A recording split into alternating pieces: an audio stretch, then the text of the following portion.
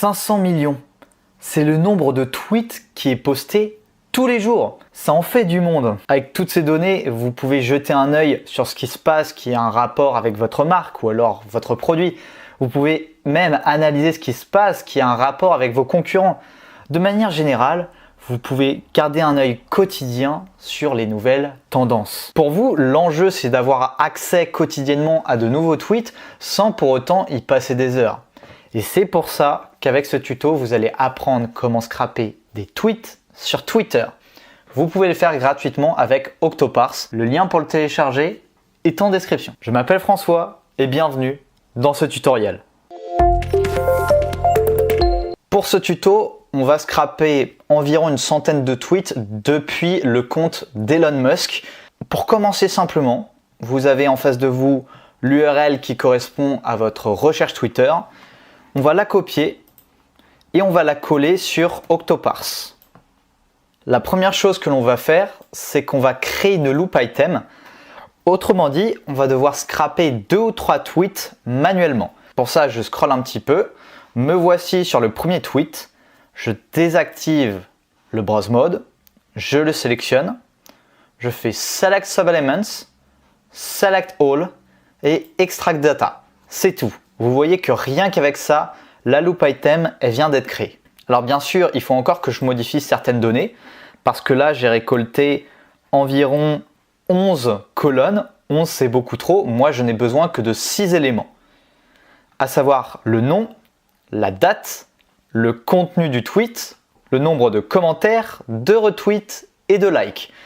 Ce que je vais faire, c'est que je vais supprimer toutes les colonnes qui ne m'intéressent pas et je vais garder celles qui ont un intérêt pour moi. Voilà, je viens de faire le ménage. Il ne me reste plus qu'à scraper le contenu du tweet. Je clique dessus, Extract the text of the element et voilà le contenu.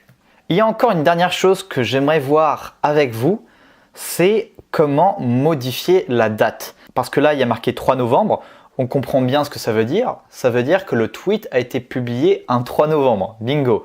Par contre, là, il y a marqué 12 heures. 12 heures, ça ne me dit pas quand est-ce que c'était, quelle est la date de publication. Alors, pour avoir la date de publication, je vais cliquer sur More, Extract Attribute et Datetime. Et voilà ce que ça donne. Nous avons la date de publication. Là, on vient de scraper 3 tweets manuellement, l'idée étant d'automatiser le processus. Pour ça, je vais faire ma pagination, je vais cliquer sur la barre à gauche de ma recherche Twitter et je fais Loop Click Single Element. Et vous voyez que la pagination elle vient d'être ajoutée. Là, il faut immédiatement modifier certains éléments. D'abord, on va aller dans les options et on va charger avec Ajax. On va mettre un temps d'attente à environ 5 secondes. C'est très bien. On va aller dans Scroll down the page after it's loaded parce que c'est ce qui va nous permettre de charger plus de tweets. C'est en scrollant la page. On va faire For One Screen. On va mettre un temps d'attente d'environ 2 secondes.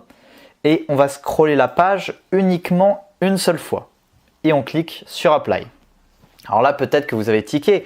Vous vous dites qu'effectivement, scroller la page qu'une seule fois, ça ne va pas nous aider à scraper plus de tweets, ou du moins pas beaucoup plus. Et vous avez raison. C'est pour ça qu'on va maintenant cliquer dans Pagination. On va scroller un petit peu et on va dire qu'on veut répéter le processus, disons 10 000 fois, autrement dit, autant de fois que possible. Et on clique sur Apply. Bravo si vous êtes encore là, parce que maintenant, vous avez terminé votre tâche. On n'oublie pas de la sauvegarder et on va la lancer en cliquant sur Run on your device. Twitter étant un cas un petit peu particulier, je vous recommande vraiment fortement d'ouvrir votre tâche en plein écran comme ceci. Et là, tout ce qu'il reste à faire, c'est de patienter.